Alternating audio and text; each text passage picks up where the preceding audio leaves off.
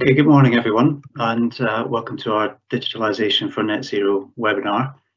My name is Scott Milne. I'm Head of Insights at the Energy Systems Catapult, and I run our overall Innovating to Net Zero programme here, of which Digitalisation to Net Zero is one part. I want to give you just a very brief overview of the wider programme before I hand over to Richard Dobson, Practice Manager for Data Systems at the Catapult. And first, just to let you know that Jake Verma, Digital Consultant at the Catapult, will be chairing a Q&A session at the end. So he'll be posting some instructions in the chat feature to let you know how to pose your questions to Richard. So as I say, this webinar and the report that we're launching today is part of our overall Innovating to Net Zero programme. I'll ask Richard to pull up the next slide. Thank you, Richard. So we launched the main report for this in March, and the main body of the work takes a national whole energy system approach to ask how can we transform the economy to get to net zero by 2050. And we look at different scenarios there, perhaps involving more of an emphasis on societal change on the one hand, or more emphasis on technological change on the other hand. But whatever the emphasis, we know that any scenario that meets net zero will rely on considerable innovation across lifestyles, land use, and low carbon technology right across the economy. And for all of those, digitalisation will be a critical enabler. So this slide is really just to say that in addition to the main report, we have a series of supporting analyses that were performed as part of that same Innovate UK funded programme. Each of those will be published and launched with a webinar. Already we've launched our study on the public understanding of net zero, and today launching the digitalisation report. And we have a series of more technical deep dives yet to come, including storage and flexibility solutions and nuclear for net zero, for example. So do look out for those, and it would be wonderful to see you again in those sessions. But without further ado, for today's session, let me introduce you to Richard Dobson. Thank you.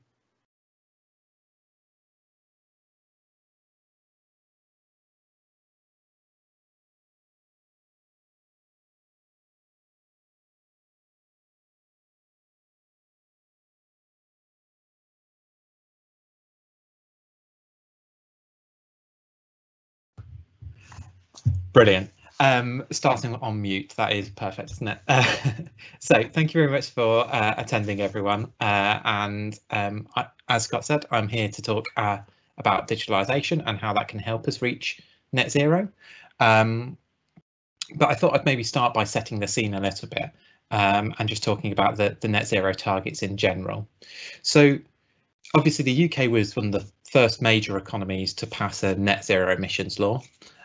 So this means that we have got to bring all greenhouse gas emissions to a net zero by 2050. So that means that any emissions that exist at 2050 will have to be balanced by the equivalent measures that are going to reduce the net to zero. So that could be planting trees or using technology like carbon capture and storage. However, the modelling and analysis that has been done both by the Energy Systems Catapult, but other organisations like the Committee on Climate Change and BEIS has shown that there's going to have to be a very large amount of widespread change across the whole economy. So this is both kind of societal and behavioural changes, which our Living Carbon Free report touched on, and also the previous report in the Innovating to Net Zero series that Scott just touched on. And that's going to touch lots of different elements such as diet, travel, waste. But also we need to be thinking about how we remove as many fossil fuels from the system as possible and mitigate their residual emissions. This is going to be largely well, it's going to be a patchwork of different solutions almost certainly, and the wider Innovating to Net Zero report talks about that, but it's almost certainly going to include things like mass electrification of transport and heating. And to ensure that electrified transport and heating are actually going to help us reach net zero, electricity generation is going to have to be zero carbon as well. So that's going to lead us down the route of a lot of renewables and nuclear and carbon capture and storage, of course. So there's very widespread challenges across the whole sector. in particular, there are some challenges that we've highlighted here that we feel are going to be particularly challenging, but also particularly of interest from a digitalisation point of view. So the increasing distribution of energy resources, moving from a model where we have a small number of centralised generators to a very large number of very highly distributed generators connecting at all different parts of the system, behind the meter at distribution level and also at transmission level like traditionally. So how can we actually operate millions of assets in an effective manner? In addition, as we move more towards renewable generation, we're also going to be having to deal with intermittent generation. So how are we going to be able to balance a renewables dominated system where we don't have the luxury of turn up and turn down in quite the same way we do with a fossil fuel power plant?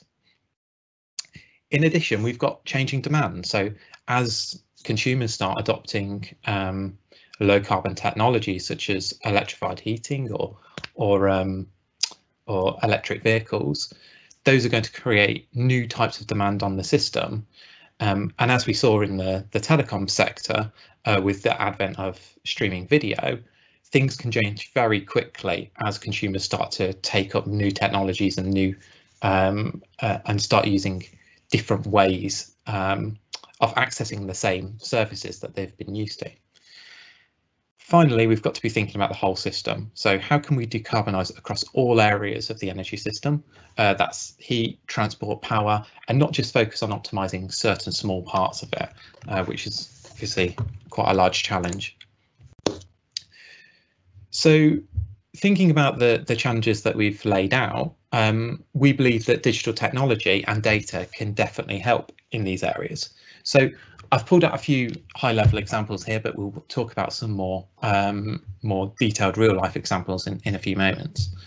So with the uptake of electric vehicles, we're seeing the widespread use of IoT sensors and control systems, which can enable vehicles to be charged using low carbon energy, lowering the cost of charging for EV users by ensuring that vehicles are charged outside of peak demand periods, and also protect the system from overloading and ultimately needing costly upgrades. In addition, we're seeing a lot of movement in the smart home area, with heating systems being particularly of interest here. But smart home more broadly enables consumers to access services which actually truly meet their needs, as well as delivering decarbonisation and trying to decouple some of the challenges of selling units of energy versus receiving a level of service. And finally, we've got this kind of more generic bubble that's about utilising data and digitalisation more broadly. So being able to understand the system more effectively, being able to operate the energy system more efficiently, and reducing our dependency on high carbon energy sources. This is all the kind of stuff that digitalisation and data can enable. So within the report, we've pulled out a very large number of different examples where digitalisation and data are being used effectively across the system at present.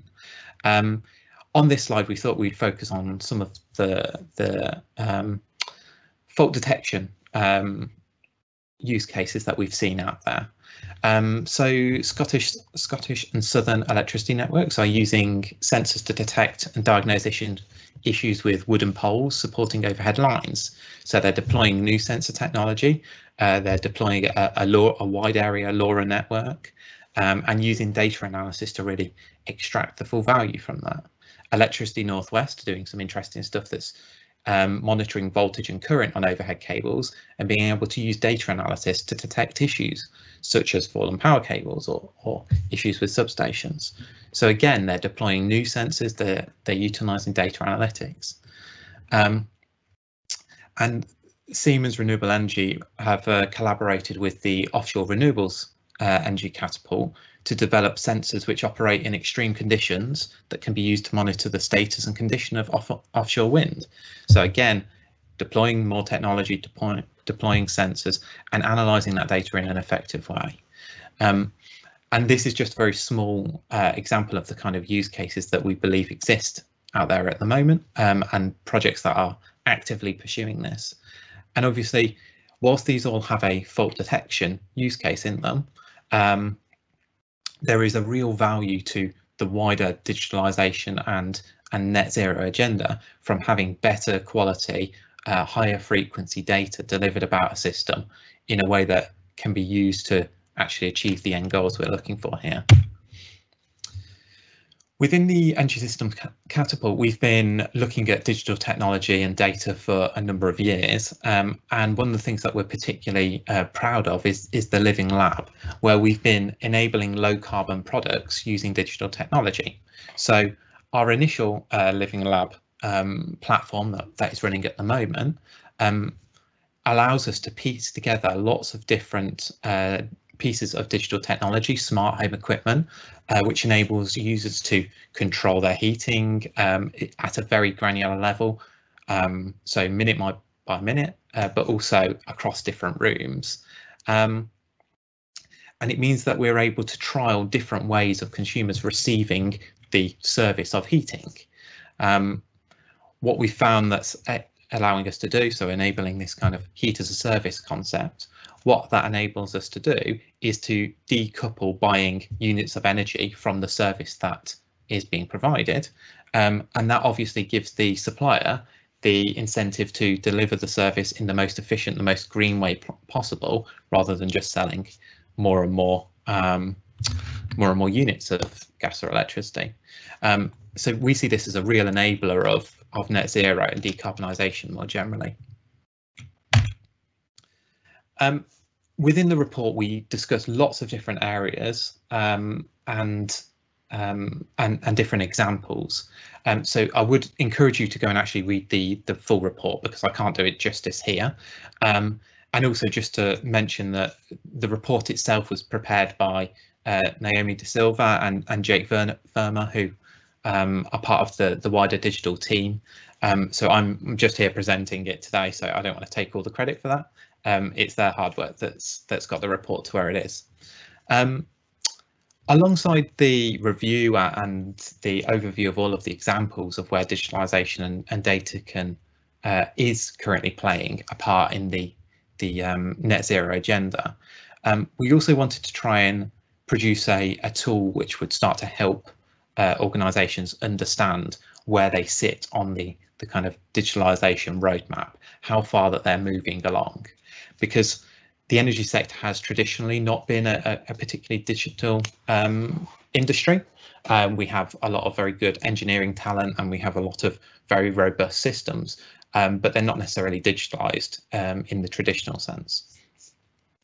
So we started to toy around the concept of being able to think about how mature an organisation was in terms of digital and data, and being able to quantify that in some way, because if we're able to quantify how mature an organisation is, we're able to help them understand what the next steps are and how they can become more mature with that.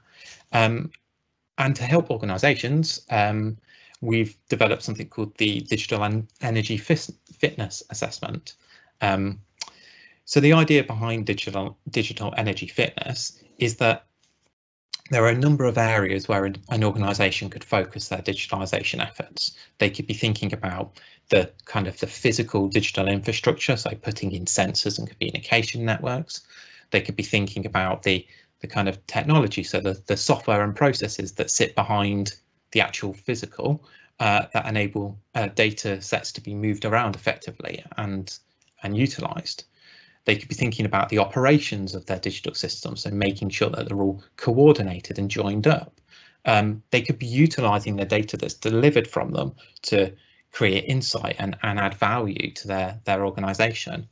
And they also could be thinking about the cultural elements of it. How do they embed things like agile delivery, but also data and data-driven decision making into their organisation at a high level, not just within delivery teams.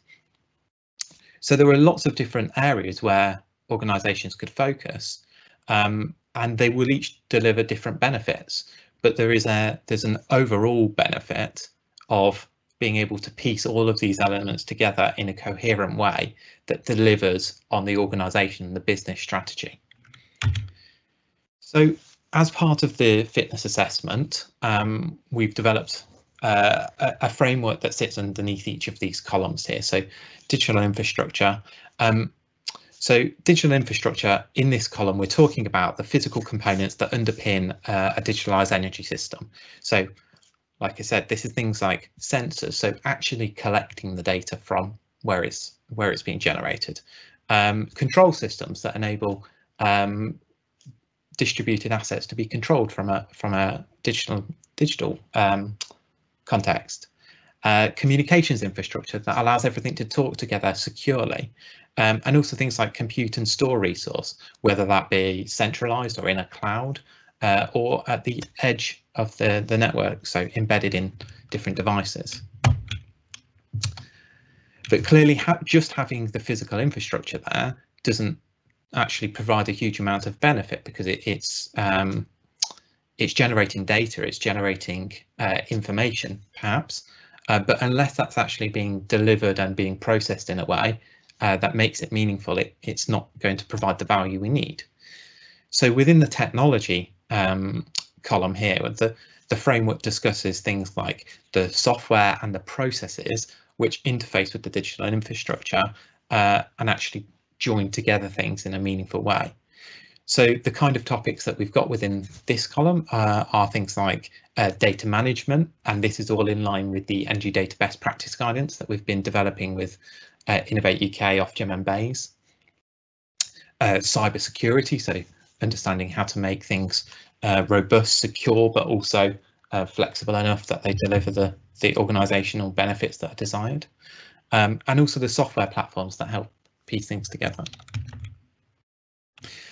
Within the operations column, we're really thinking about the integration and automation of technology, and things that minimise manual interventions. So being able to have a system which is collecting data from one part of the energy network, and being able to use it in another part of the system.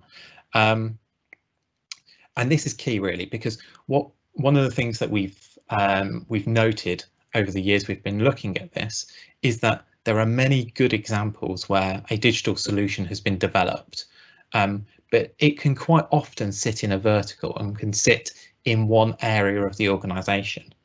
When there needs to be some handoff or some sharing of data between different parts of the organisation or different systems, that can sometimes be quite clunky, and it can mean needing to do manual exports from one system and import it into another, propagate through some of the assumptions there. And that obviously introduces human error, and it introduces mistakes and slows things down. So within the operational element here, we're really looking at how joined up are all of the different technology and digital infrastructure stacks. How well do they work together? Within the insight and value add column, we're obviously looking at how we can utilize the data and the insight that is being delivered from all of the preceding columns, and using it in a meaningful way. So we're obviously thinking about the different levels of maturity of data analysis, data analytics, moving towards AI and machine learning as well, but also thinking about how data is used to actually influence the business decisions that need to be made here. So how we're able to deliver the right insight at the right time in the right way. Many of the fault identification use cases we were talking about before really have strong strengths in this area, because they're being able to use the data to actually deliver an output. The final column here is about culture, and this is about embedding the effective and coordinated use of digital technologies and data across all levels of an organisation. So this is trying to break out of the kind of the IT, the digital data team silos, and make sure that the whole organisation is receiving the benefits of digitalisation. This is obviously a cultural issue in terms of being able to make sure that the right systems are delivered to the right people in a way that responds to their user needs as well. But it's also about thinking about how the business leaders are able to influence the technology, influence the digitalisation strategies, and actually get the results that they need. Finally, across this, digital fitness is not just about assessing in a fairly tick box way. It's not about saying you have this functionality. We have this functionality, therefore you have ticked this box. It's about looking at the whole process and how everything joins together. So there's no point having sensors if they can't deliver data to the people who need to make the decision based on them. There's no point having a great data science team that are sitting there able to process information and create insight if they don't have the data sets to work on. It's really about being able to piece together all of these elements, and it's about the sum is the whole is greater than the sum of its parts. So if you have an end-to-end digital strategy that pieces together all of these elements, it's going to provide a lot more value than just one of the verticals being very strong.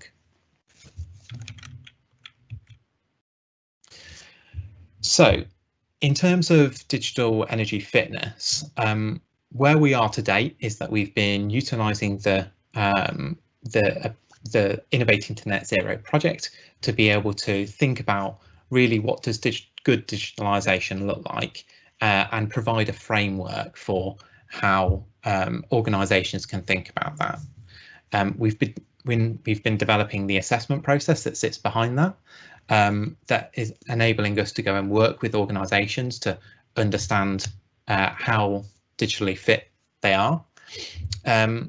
We're also providing recommendations, so helping people to think about which elements that they're particularly strong in, and the elements where they are weaker, how they could progress those effectively. We've also conducted some initial testing with some organisations that have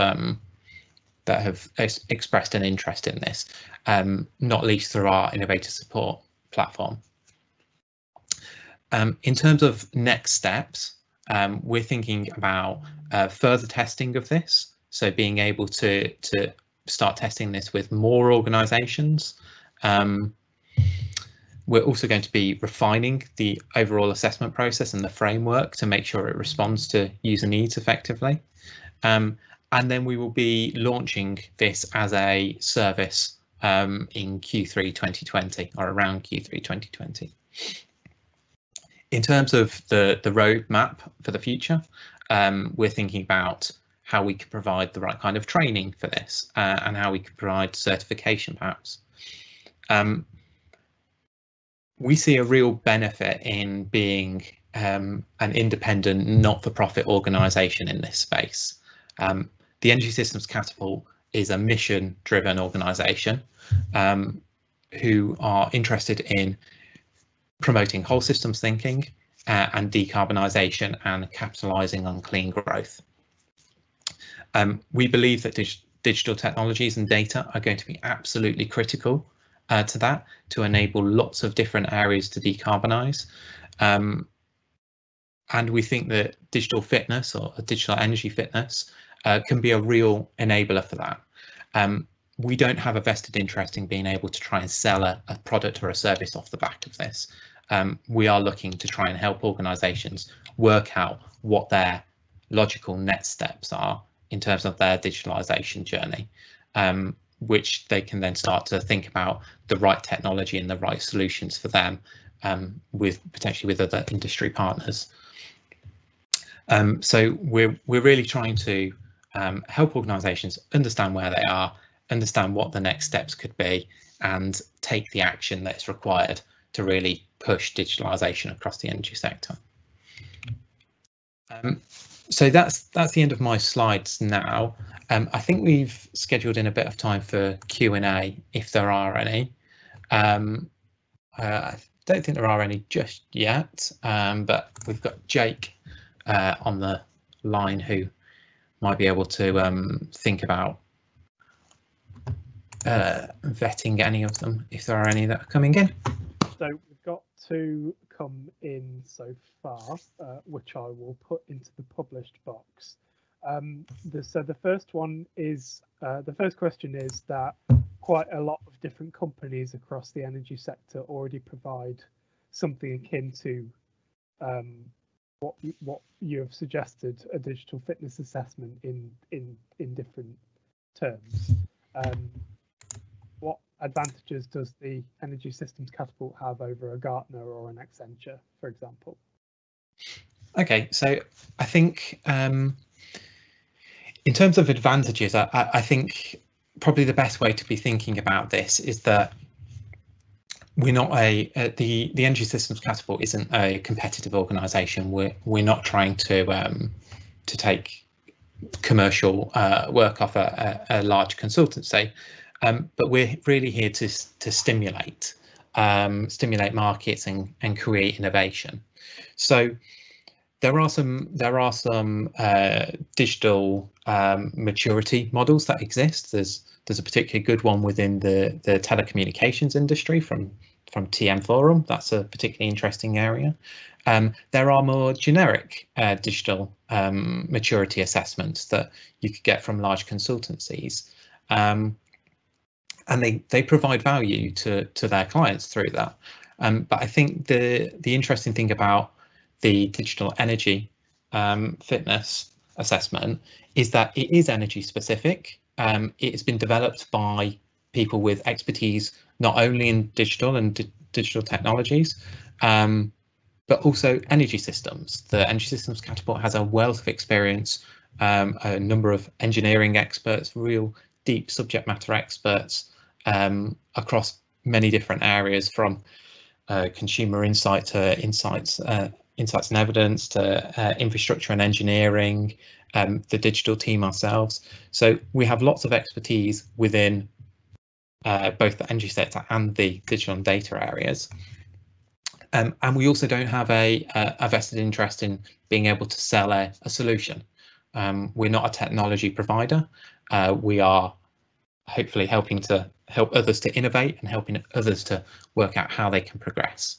So we'd see this as an independent, technology neutral platform that could be used by organisations to decide on their next steps. All right, fantastic, thank you. We've had another question come in. Which sectors, and I think by this they mean which areas of the energy industry, do you think are ripe for digitalisation at the moment?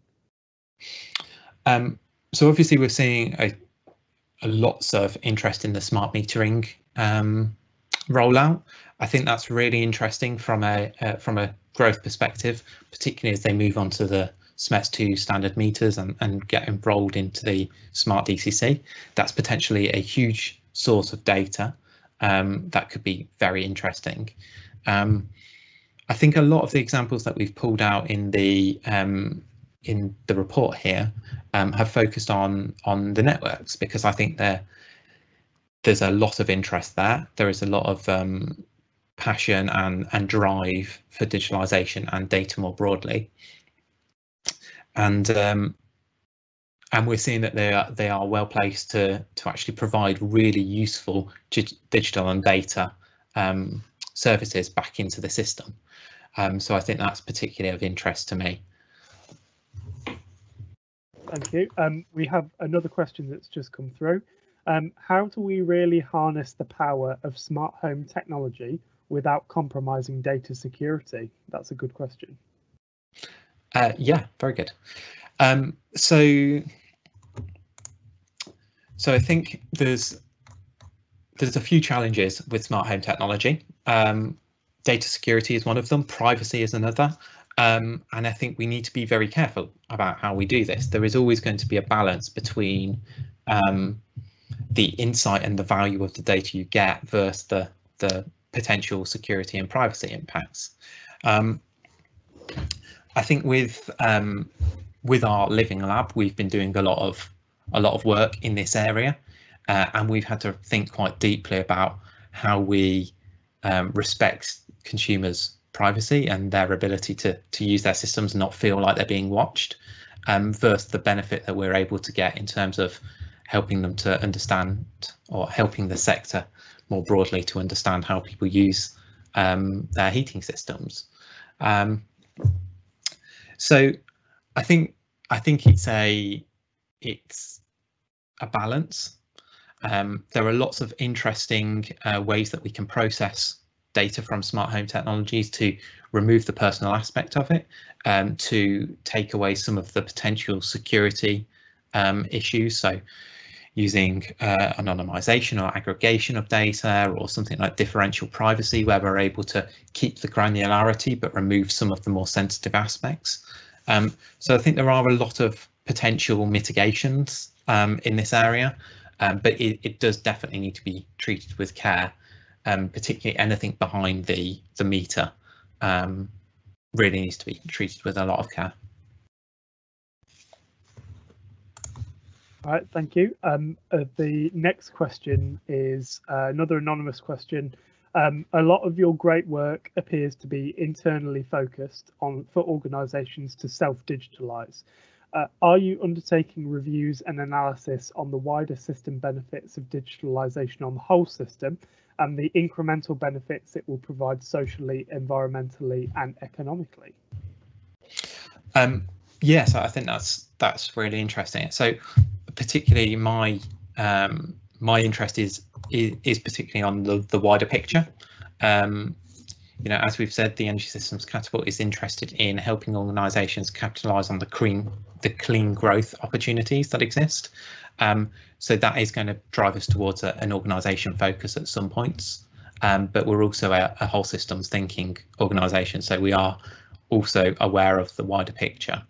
I think from our perspective, we're quite focused on what are the next pragmatic steps, and it feels like giving organisations the right tools they need to actually move forward with their digitalisation roadmap has potential to create a lot of impact. But we are also doing work at a whole system level through the Modernising Energy Data group, that is Ofgem Bays and Innovate UK, off the back of the Energy Data Taskforce, thinking about the whole system, the sector-wide strategy piece as well. And we have done a number of research papers and pieces of analysis on this, in particular the Energy Data Review. That was collaboration between the Catapult and also Beringa and Delta EE, and that's available via our website. And there's some more of the thoughts on the whole system benefits as well from that perspective. In terms of economic benefit, I don't think that's something that we've particularly focused on in terms of thinking about whole of society, but we have conducted a digital innovator review recently, and we identified, I think it was 212 different innovators in the digital energy space. So we know that organisations are identifying commercial opportunities and developing interesting solutions. So I don't know what the number is, but there is definitely something there. Okay, thank you. So we have two questions which are related to nuclear, so I'm going to put them together. So the first question is, with regard to the nuclear industry, what do you think are the most challenging issues the industry faces towards digitalisation, and how easy will the sector's transformation be? And also, do you have any thoughts on digitalisation in the nuclear industry? Is it behind the curve or ahead of the curve? So those are two quite similar questions. I'll publish them both in the chat. Okay, great, thank you. So within nuclear, there is I think when Scott and the wider Innovating to Net Zero team published the nuclear paper, there's some interesting thoughts in there. And I think it really depends on what role nuclear plays in the overall system. So if we're thinking of nuclear as a relatively static baseload technology, then digitalisation is obviously going to be of interest in terms of creating efficiencies and creating efficiencies in terms of that organisation's operational procedures. But perhaps it's of less interest in terms of the whole system element, particularly if it has a relatively static baseload output. If we're starting to move towards the smaller, more reactive nuclear power plants, perhaps with hydrogen production to enable the electricity output to be kind of moved up and down and be more flexible, I think the argument for digitalisation in nuclear is a lot greater, albeit there are going to be some elements that are slightly different from the rest of the sector in terms of data security, particularly on the kind of critical national infrastructure side. So let me just reread these questions quickly to make sure that I've actually answering them. I think in terms of our assessment of the nuclear industry, I guess we would say that it falls more on the cautious side, and rightly so to some extent. You know, it is a more challenging aspect, and it is more heavily regulated in that way. But I think there are still benefits that can be capitalised on and created for the whole system as well. So. Okay, thank you. So the next question is another anonymous question. Lots of organisations are worried about doing large IT projects because they often go wrong. What would you say to someone who's nervous about getting started with digital transformation within energy? So I guess I would say, yeah, large IT projects are challenging and they do go wrong. That's a very fair assessment. And I think that's probably one of the things that's really driven the deployment of more agile methodologies, because we don't necessarily need to take on huge IT projects all in one go. We need to find smaller, more deliverable elements that can be incrementally built on.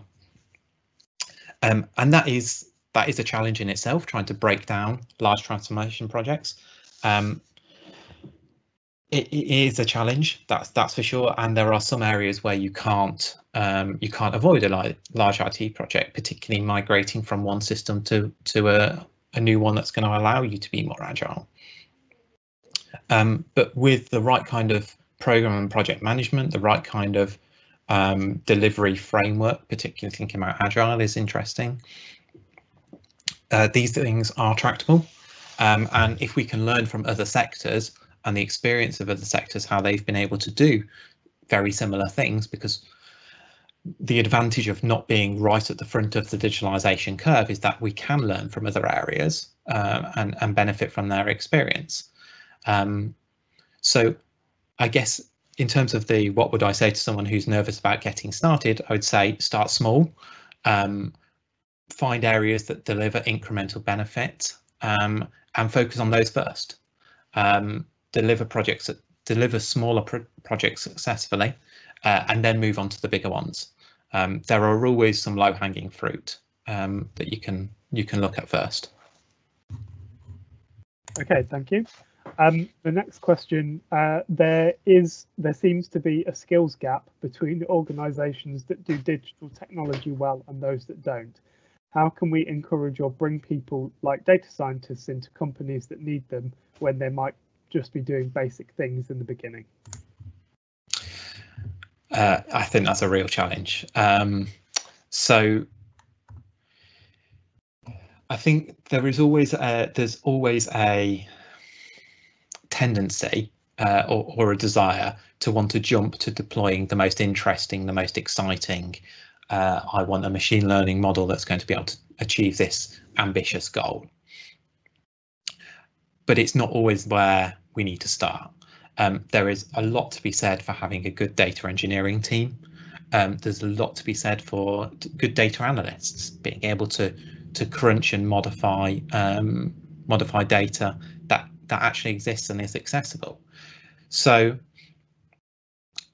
it's going to be, there's going to be a lot of groundwork that needs to be put in place to enable the really exciting data science and data analytics, machine learning, AI, all of that kind of stuff. But I don't think that means that we can't attract the right talent. It means that we just have to be thinking about how we sell this stuff. I believe there are a lot of people who have the right skills and are driven by the right mission. I think decarbonisation and climate change has been increasing in prominence over the years and increasing in the public's mind. More and more people want to use their skills to achieve good things and make the world, a better, more productive place. I think we've seen that with the data science and AI response to COVID-19. There are a lot of people putting their time and effort into helping to develop interesting solutions off their own back. And I think decarbonisation could be a similar sort of mission. And I think increasingly it is. I saw a very good series of recruitment videos from National Grid recently. I can't remember the exact title of it, but there's a series of videos where people talk about how they're deploying their talents within National Grid, and I found that a very interesting way of recruiting into this sector. So yeah. Right, thank you, Richard. Next question. What is the scope for digitalisation to support consumers? For example, better data on impacts of products and services that they might be buying. So within the energy sector, I think we've already started to see consumer products that are helping consumers to understand the impact of their products that they're using and buying, particularly around heating systems. We've seen an awful lot of that. Nest found particularly that having the kind of the leaf icons as your indicator of good or bad was incredibly powerful. We've also seen lots of interesting digital feedback technologies integrated into EVs and plug-in hybrids as well. Trying to encourage people to drive in the right way that gets the most out of their electric vehicle, that makes it the most green. So there's lots of scope for that. But I think beyond just the energy sector, there's a huge amount of value for digitalisation to help support better, more informed decisions. Thinking to kind of supply chain aspects of this. If your mobile phone is made up of materials that are sourced all over the world, shipped to one part of the world, shipped back to your country, there is going to be a large amount of embedded carbon in that device before it actually reaches you. And being able to understand that and to understand what the cost of it is versus what the benefit of it is, and make an informed decision is really important. And I think particularly with energy supply, that's we're seeing that a lot at the moment. Being able to actually evidence that you are supplying green energy, truly green energy, is really interesting. And I think there was a Which article, I believe it was late last year, that discussed the different types of energy procurement strategies across different suppliers and the actual impact they have in terms of creating more renewable green energy versus other strategies.